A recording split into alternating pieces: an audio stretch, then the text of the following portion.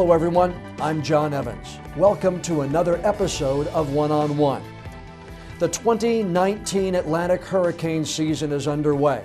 And after what happened in 2018 with Hurricane Florence, a lot of people are on edge, wanting to make sure they're prepared in case the worst happens again this year. That's why I decided to ask WECT's Chief Meteorologist Gannon Medwick to come in for a podcast interview. I wanted to talk to Gannon about what we learned, not just from Florence in 2018, but Matthew in 2016, and how we can take all of that information to make ourselves better prepared for what we could face this year. Gannon Medwick, WECT Chief Meteorologist, husband, father, dog owner, all-around good guy. Welcome to the One-on-One with John Evans podcast, buddy. Thank you. Thank you for having me. We're getting into a new hurricane season. Uh-huh. As we get into these seasons, what is your mindset? Where do you go mentally as the season begins? I think about what we would need to do to cover a storm on the approach, during, and after. Has that changed from the year before? Usually that answer is no, or only slightly. And then I also think about, okay, what do we think the season's going to do? Well, there's some parameters that say active season versus inactive season. This year, those signals are mixed. Then the place I always go back to is it's only going to take one storm to make a difference if it hits where we live. So no matter what the extra noise might be, El Nino, not El Nino, African rain patterns above, down, doesn't matter. We've got our eyes on the Cape Fear region, and we know it only takes one to make a difference. Is that the biggest lesson that we've learned the last 3 years with Florence last year, Matthew 3 years ago? Well, yeah, it brings to the forefront that we're vulnerable, because we could go through lulls and we say, okay, well, they always slip east of the Outer Banks, so maybe the climate's changing.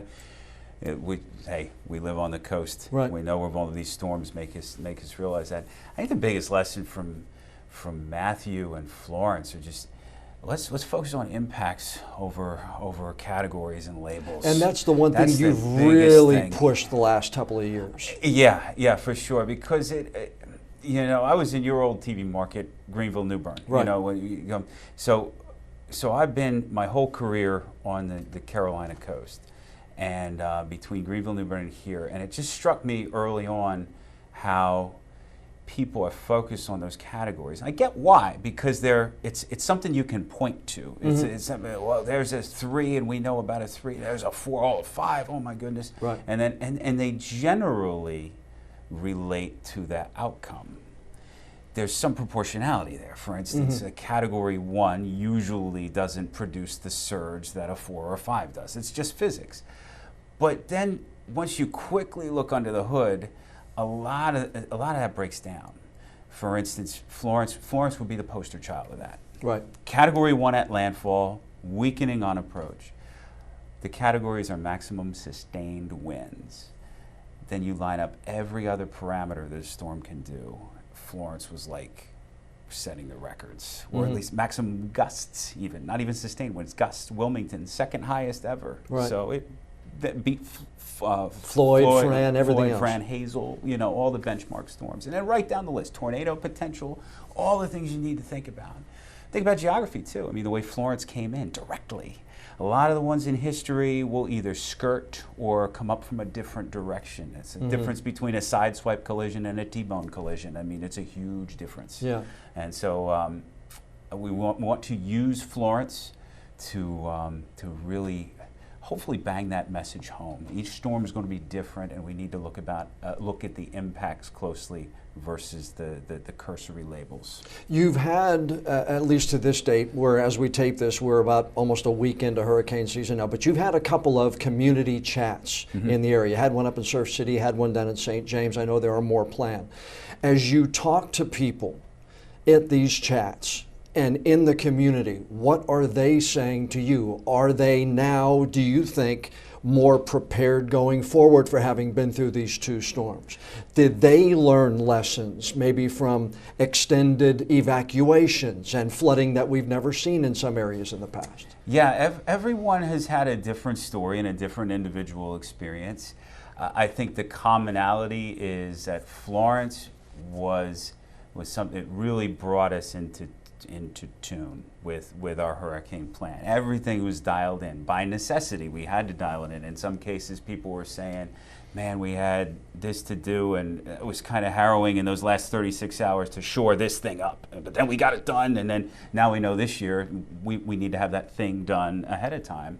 And it's also, like I talked to a couple of people in Surf City in particular, they still has some repairs to make and still had something in their upper floor or whatnot, and they're just like, man, it's hurricane season again, so we're going to get on that, you know, because things and contractors, time just goes on, and here we are again. And I think that's the main takeaway is we honed our plan, we put it into practice, and we were able to kind of flesh out the bugs. So hopefully we'll be ready to go 100% on all cylinders this year. In all those times, and I know we did the 30-minute special on Hurricane Florence, and you know, we talked to people in the community about what it was like, but there was a period of time during our coverage, you know, we kept going and we went in those 12-hour sessions, but that Saturday night when we were getting tornado warnings, and for those of you who don't know, part of our building here was literally coming down. We were battling water, not going into our control room. And you and Eric and everybody in the First Alert Weather Team, literally, when a tornado warning was for our building, you had to come out of the studio and do weather from a brick-lined hallway out here. And we had to stop you from operating the shop vac. Well, we were fighting all that. If you don't know, now you know. We were fighting to keep the water out of major things, but you guys were on the air when these tornado warnings were coming, and you're walking and still talking and still trying to deliver that most harrowing moment of your career? Yeah, one of them. I would say this storm collectively.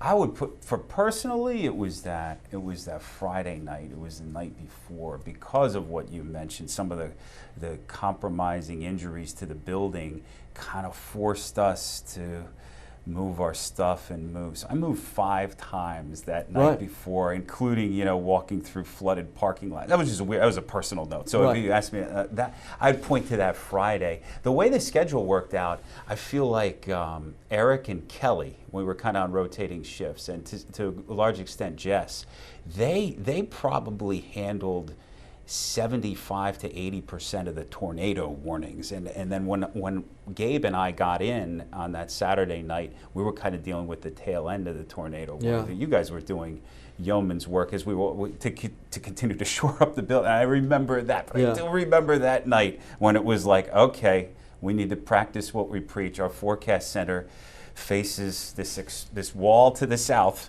We're not in an interior room. That's just facts. So we made our way back through the hallways where you guys were, you know, continuing to just make sure that we weren't going to lose the building and all that. Brooms, shop vacs, everything. I remember our now news director Brad was saying, "Oh, hey guys, hold up! They're doing a tornado warning." Yeah. I'll never forget that. But so many elements to that storm, we'll never forget. And as crazy as that night was, I'd probably have to give, on a personal note, the edge to Friday. And just in terms of, you know, where we were nomadic.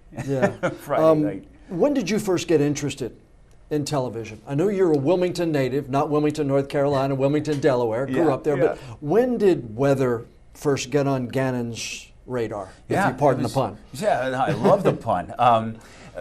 Weather got on radar before television, so I would probably say early seeds were some of the storms I would see as a kid. I have a faint memory of Hurricane Gloria in 1985, sort of a glancing shot to Delaware, more so to the Jersey Shore. But I remember, you remember feelings a lot, you know? I remember some a tense sort of air with, we got this storm. And in the mid-'80s, storm tracking was not what it is now. So there was a lot of question marks.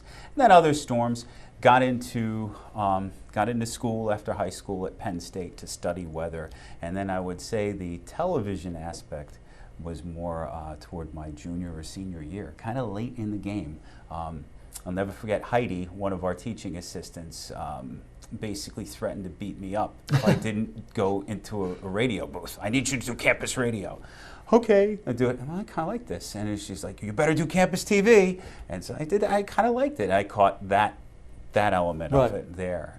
So progressively, I know some individuals, it's like, as soon as I was conscious, I was into weather and TV weather. For me, it was more of a progression, the weather first, then the TV. But and science, did you like science in school, high school, and everything else like that? So, I mean, obviously with what you do, there's a lot of science involved. Yeah, sure did. I like, the science is kind of like sports too, and they're kind of the same. You have knowns and unknowns, you have variables, you have a way to attack a problem, and I kind of saw that in science. There's some discovery to be had, and that always appealed to me. There were some guys when I was growing up in Pennsylvania. I can remember some of those first anchors that I remember watching, whether it be the Philadelphia market, Larry Kane, or some of those others that I remember growing up watching. Do you have weather guys that you remember, the Jim O'Briens of the Philadelphia market that you remember as a kid that maybe you think back to and say, I kind of got me interested in that? Yeah, I don't remember the late Jim O'Brien. I think there was Herb Clark, who was one of them, and then there was John Bolaris was one when I was a kid. He was kind of the name that was thrown out. If anything was coming, no matter what station you would watch first, it was, what did John say about that? So there was kind of, so, and then another guy in the Lancaster-Harrisburg market ended up interning under him, Joe Calhoun. He's a good guy. Actually, I like to remind him, he graduated from Penn State the year I was born. So it's one of those, friendly jabs about, I'll get them, from the younger millennials. You're this old, okay. But he was always measured in the way he went about delivering a forecast, and I appreciated that. Your highs aren't too high, your lows aren't too low. I'm just going to give it to you straight, and I kind of like that. And why Penn State?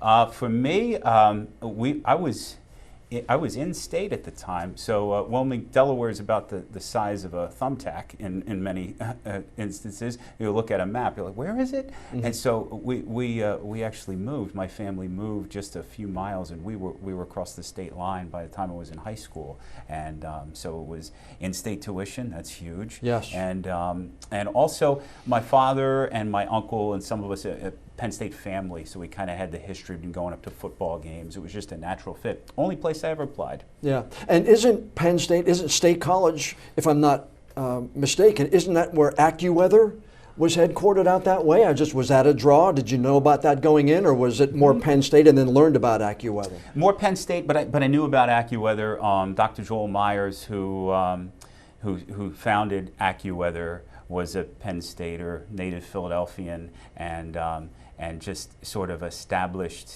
his empire, really, just in the shadow of the campus. And it's really worked out to, I think, a benefit to both institutions. I mean, they get a lot of people to go into AccuWeather right from Penn State who either intern there, who are already living there, so they get a nice pipeline of talent. And Dr. Myers has given back. Actually, since I left, they redid the weather center up there, made it all digital. When I was there, it was the maps would constantly print, and just hanging maps was part of the thing. So, yeah.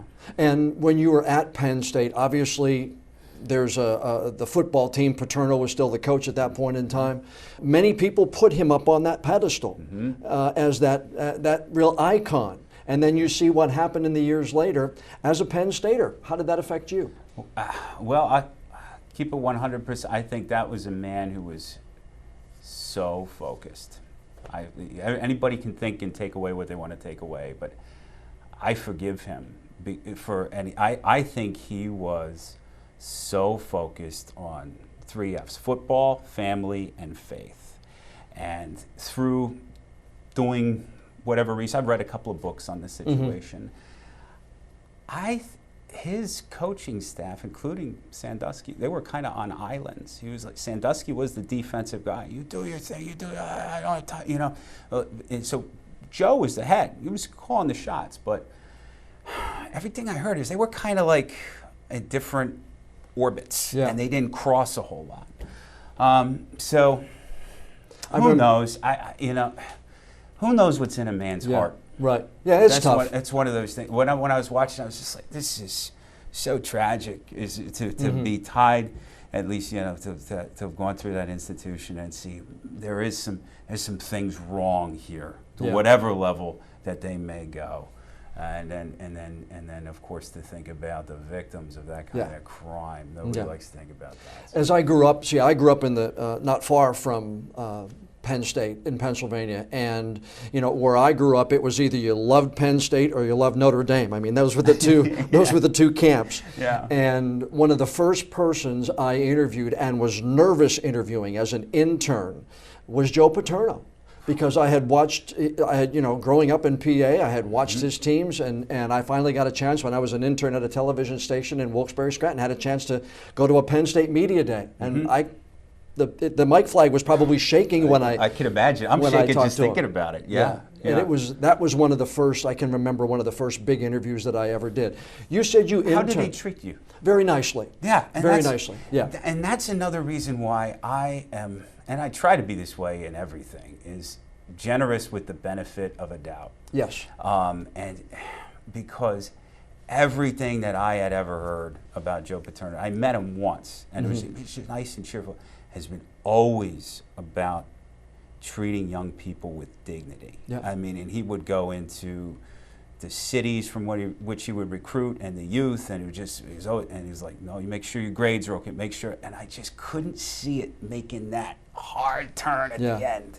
I still remember the one question, and again, I'm 22 at the time, 23, and the first game of the year maybe was Boston College, Rutgers. It was somebody who wasn't obviously of Penn State's talent level.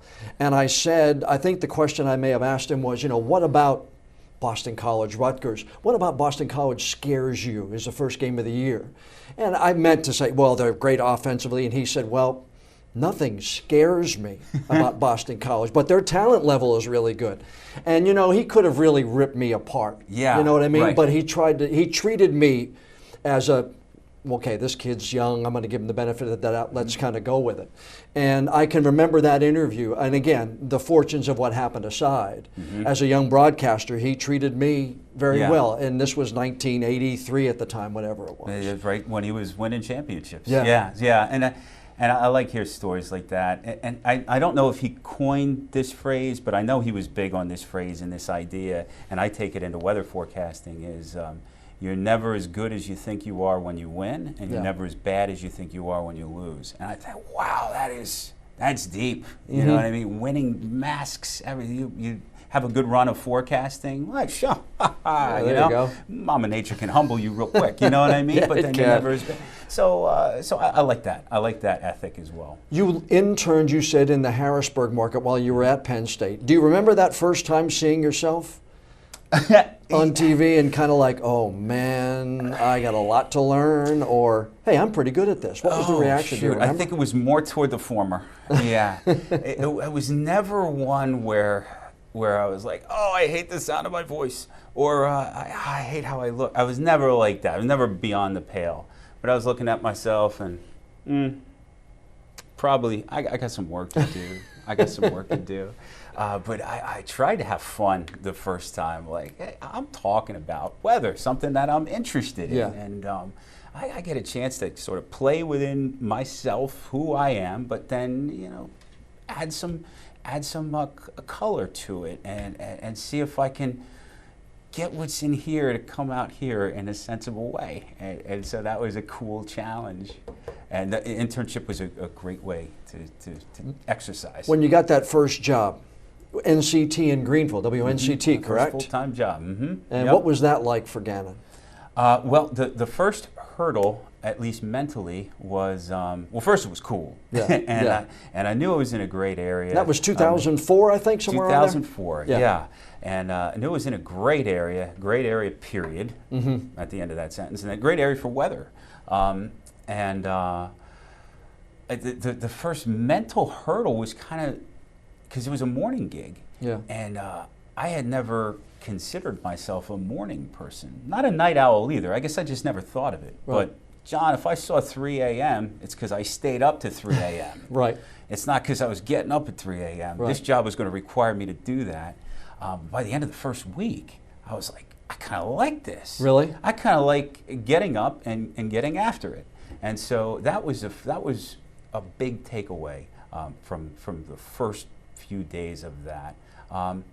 Hit a stride early, and then to what we were just talking about earlier about thinking, hey, I got this. Yeah. And then suddenly your bicycle tire hits a pebble and you fall off the bike. There was a snowstorm 3 or 4 months in that I missed. Everybody missed it. Yeah. Now, usually it's, hey, it's going to snow. Oh, it's just rain. No, this was the opposite. It was like, hey, it's going to snow a little bit.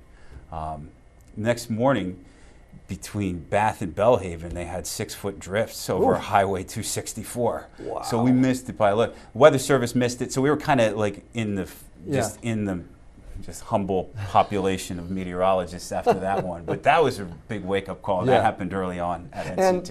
And let's go off this, take this exit here. Nightside meteorologist, morning meteorologist. It's a different gig altogether. Yeah. People may not realize that. They say, well, you're telling the forecast and you're giving everything else like that. You put things together the same way, but you present in a whole different norm, nightside versus mornings. Yeah, there's and as soon as you start speaking in generalities, we always need to be sensitive to the exception. People do work third and second shift. Right. People do work different kind of things, and people have different lifestyles. So we understand that, and we're sensitive to it. But by and large, nightside is kind of like, yeah, you're probably going to bed pretty soon. And so the next important thing is the next day. And then there's also a sort of newscast of record ethic that goes on, that we have better be talking about the next big thing and putting that in its proper framework. In the morning, by and large, that's the get up and go. So I find myself saying the time and the temperature a lot. A lot of it is just like, hey, this is your first look at things of the day. So a lot of it is what's right in front of us is most important. Yeah. But then as a first alert station, we know that we can't go too far without talking about that next big thing that people are going to be needing to be alert for, be that 3-7 days down the road or whatever. Yeah. So that needs to mix in too. Yeah, you're basically getting them up and saying, okay, when kids are at the bus stop in an hour, this is what it's going to be like when they come back. So you're pushing them out the door in the morning. At night, you're bringing them back in. Okay, when you get up tomorrow. So it's a different kind of mindset. Yeah, and in the morning we have graphics that literally say 7, 8, 9 a.m. That wouldn't make as much sense at 11 to say midnight, 1, 2 a.m. Yeah. You know, most people are all buttoned up for that time. There's always exceptions, I know, but yeah, that's a different kind of vibe. Yeah. When did you decide that it was time to leave WNCT? Because I know you came down here as the chief meteorologist, but many of us at the end of a contract, we start looking for a job. Was Wilmington a place that you looked at and wanted to target, or did you want to stay in North Carolina, or was it just right place, right time? It was mostly right place, right time, but yes, I did want to stay in the Carolinas. By that point, so I'd been there for this was going into my third contract cycle. So we already had 2 kids at that point, and it was getting to be the time where, because Claire was starting school, she was already in kindergarten, so it was getting to be the time where that inertia was really starting to pile up. And so we're going to make a move. We can't be willy-nilly. We can't say, oh, if this isn't right, we'll just move in 3 more years, you know? Not with kids. No, it becomes that much more, you become that much more weighted, and you have to make steps purposefully. And so, when it was time to move, I think, I mean, I'll be frank, I was kind of stuck in my position where I was then. Wasn't really getting a lot of traction to maybe move even laterally within the company. So I thought, I'm going to look into, I heard good things about, we were Raycom at the time, and this position opened up and decided to go for it. And it became, you came here to be chief. You were not chief where you were. No, so it was basically a mm-hmm. step up in responsibility too. Yeah, and we always have preached this here, and this was in the other place. You got to be a leader in whatever you do. But yeah, in terms of that title, in terms of the first thing comes down from corporate or news management, it hits me, and then we decide how we need to execute that. So yeah, it is I guess a step up in responsibility that I was sort of insulated from at NCT. But in terms of the market and the general, actually stepped down in market size, but I learned early on, who cares, really? Market it's about size quality really is, of life, quality of work, and the quality. I knew generally it was like low risk for me because I know what Eastern North Carolina faces in terms of weather, and I know a good bit about Wilmington. I'm not coming from the opposite coast or anything like that. So, yeah, it worked. Let's talk a little bit about family. I've talked to several people in this podcast. Foz a couple of weeks ago, and I've talked to Sheriff John Ingram not too long ago, and I asked them about their wives. Our job is not 9 to 5. Neither were theirs. But early on, did your lovely wife realize that he's going to be gone a different time than most husbands might be? Sheila bought into that at an early time for me, and thank goodness, because our kids would never be as good as they are and as independent as they are. Yeah. How about your better half? And they are. Your kids are awesome, all grown, and she got on board with that early. She realized the hours were weird. That's the first thing that's in your face, and then. The one thing that's been which camera am I on? There you go. Two or one. This device right here, and then the social media apps that are on it. When I got into this business in 2004, we had a little website that would service desktop, and we would write a little blurb, and that was the extent of digital. And maybe we had some auto updating features on that, but then since then it's like, I think MySpace was a thing, but then Facebook, then Twitter, then Instagram, all the other platforms, and then the expectation would be to service those platforms. I am trying to embrace it. I mean, people ask me legitimate questions about storms. And if I'm waiting at the car wash, I'll answer that question. Sure. And sometimes my wife's looking over at me. Well, you gonna put that thing down? Yeah. So I've got to respect her and sometimes do that. So that's been a big thing. One story, April 16th, 2011, I say thank you to my wife all the time whenever I think of this, because big tornado outbreak in the Eastern Carolina. Elizabethtown got the EF3 in this market. Greenville, New Bern market was absolutely raked by tornadoes. It was all afternoon and all evening. My younger daughter had just been born earlier that week via C-section, so my wife was at home recovering, and I'm like, I'm gonna have to ask you to. Thankfully, she was recovering just miraculously. It was like day to day. It was almost like no one had cut her open and removed a baby. Wow! it was like that just happened to you. You know? You ever think about how crazy that is in some level? But that just happened like 3-4 days ago, and now it was. Are you going to be okay? Are you going to be able to get into a closet or do it? And it turns out they did have to shelter. Did they at really? One point, yeah. And I got home and I was like. I'm sorry. I said that. I'm like, I'm sorry. And she's like, nah, I get it. Yeah, it's amazing. And how about the kids, the girls? Is Dad being on TV still a cool thing for them, or? Claire will hold her. Claire will never show you her cards. Yeah. So I don't think she ever gave me the benefit of calling it cool. So probably not. But the other one, Natalie. I think she has a legitimate interest in weather. Not just Dad. So she'll watch me and quote me. That's interesting. That's neat. Yeah, remember you talked about that? That's kind of neat. Yeah. So they could not be more different.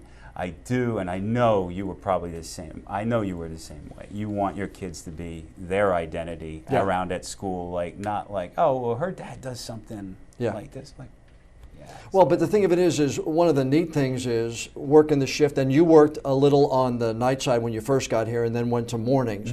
Right. But on the shift that I'm on and have been on for the bulk of my career, mornings were a time when I would actually go in and read to the kids at school and have lunch with them before I went to work.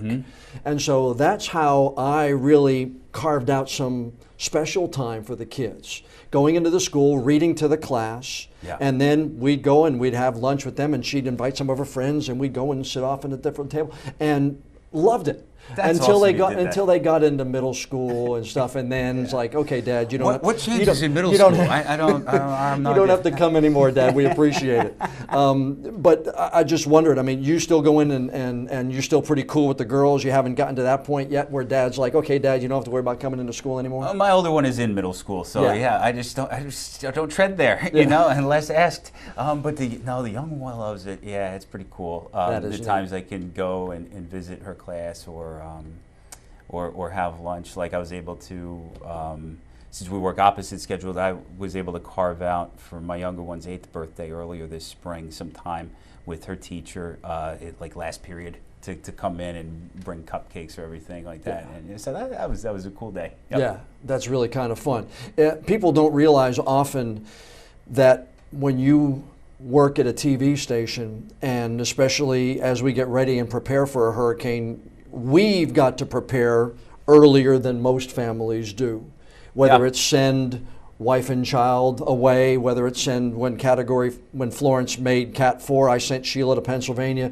You've had to do the same thing with your family too, correct? Yeah, the first one was Irene, where I was still up in Greenville, New Bern, and so the projected track was a little more ominous there than here.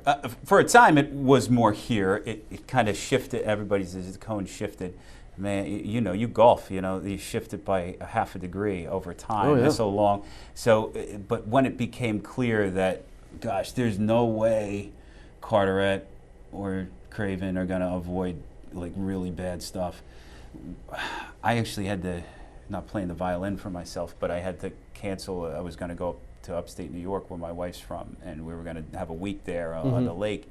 I couldn't go. Yeah. She went. So, but that was good because it's kind of like, well, they're going anyway. Yeah. So now it's just me and the dog, and then so that worked.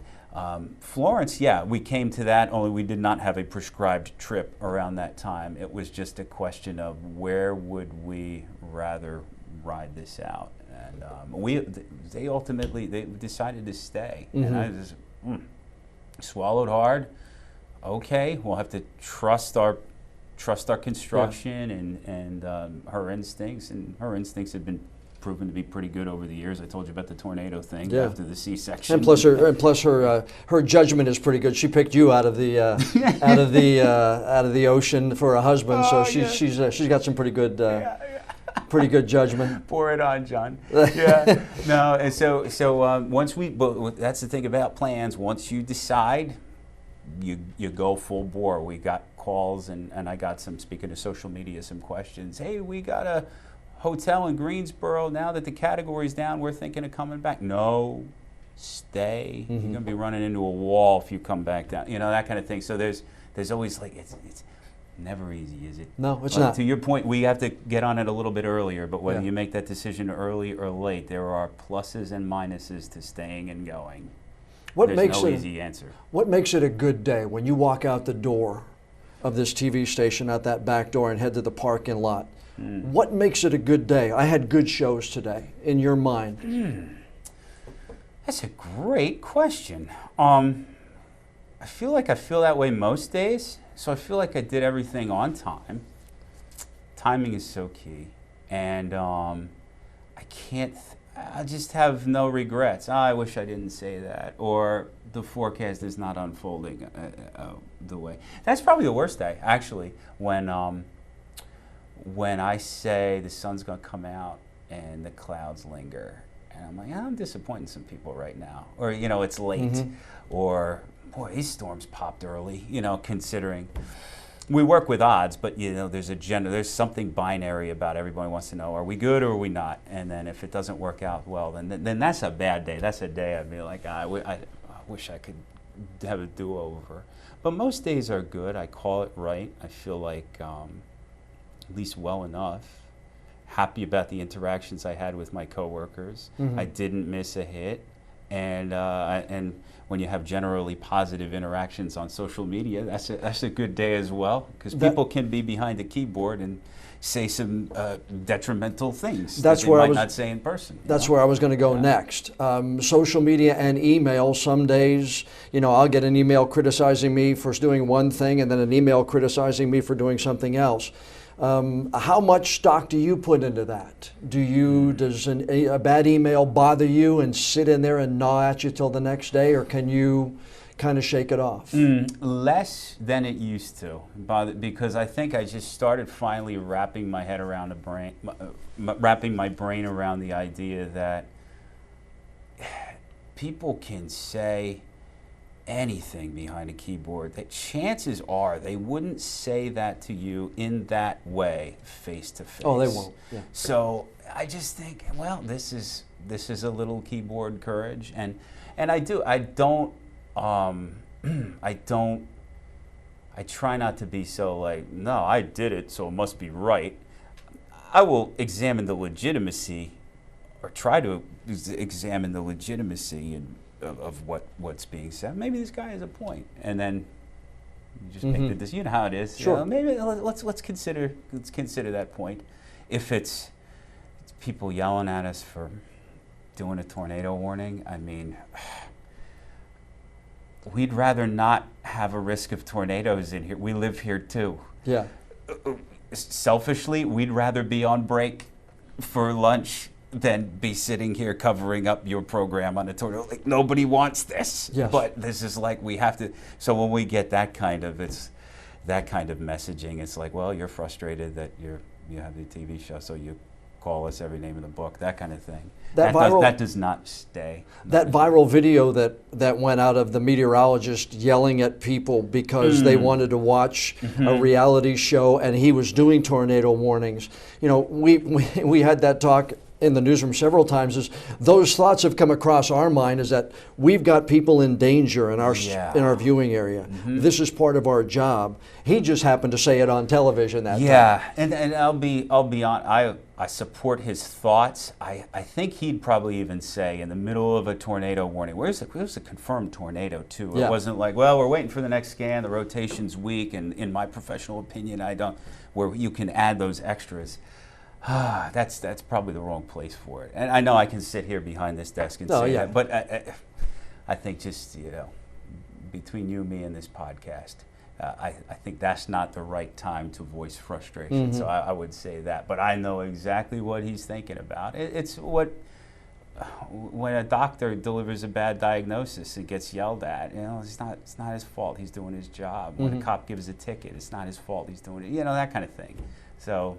But sometimes you get yelled at. Sometimes news anchors get yelled at. Yeah, we do.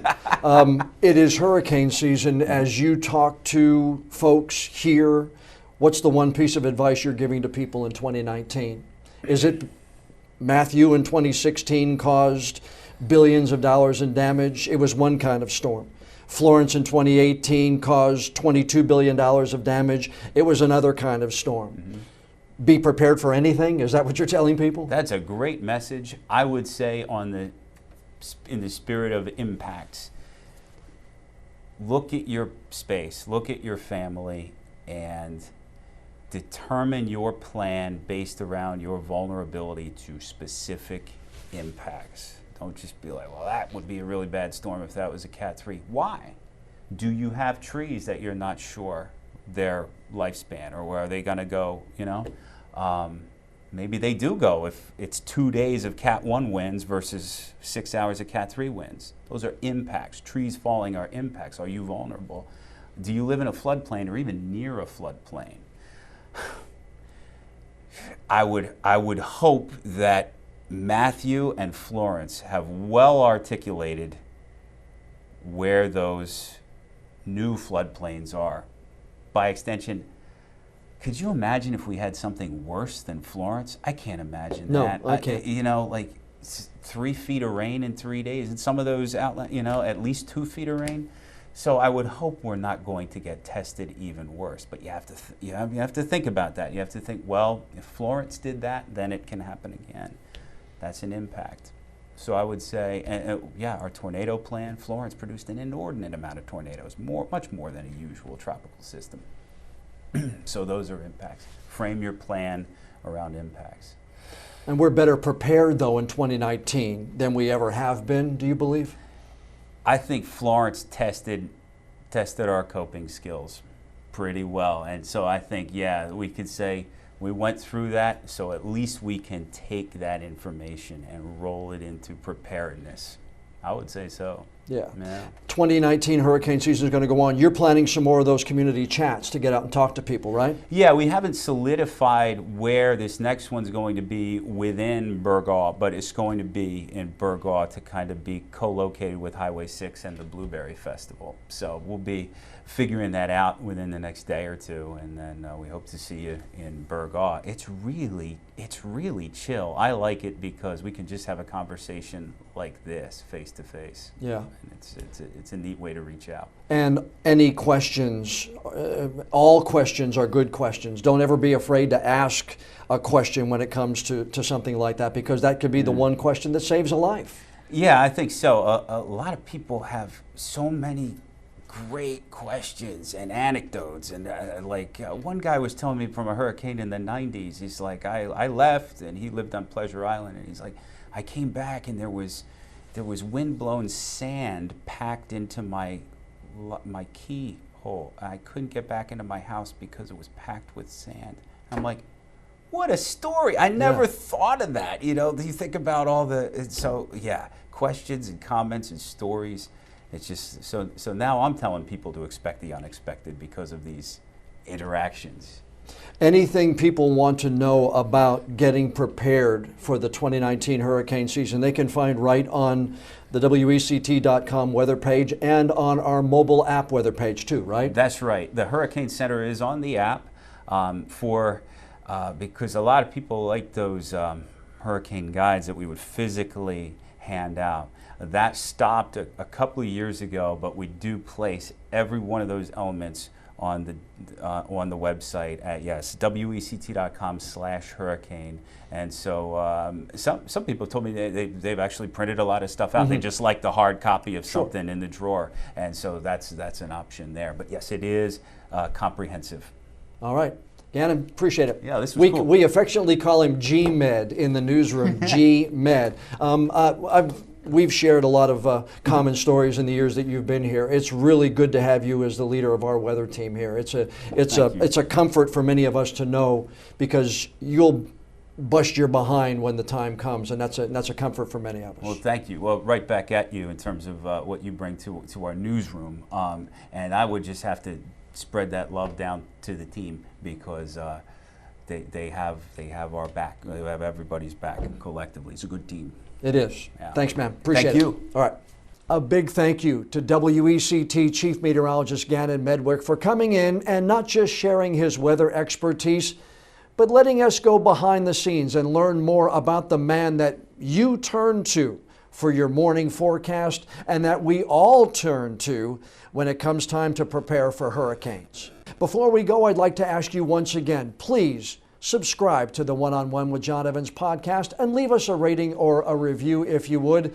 We really do like to know what you think of our product. The more reviews and ratings we get, the higher we'll be listed on all the podcast apps, and the more new listeners we can bring in. I'm John Evans. Thanks so much for joining us for this episode of One-on-One.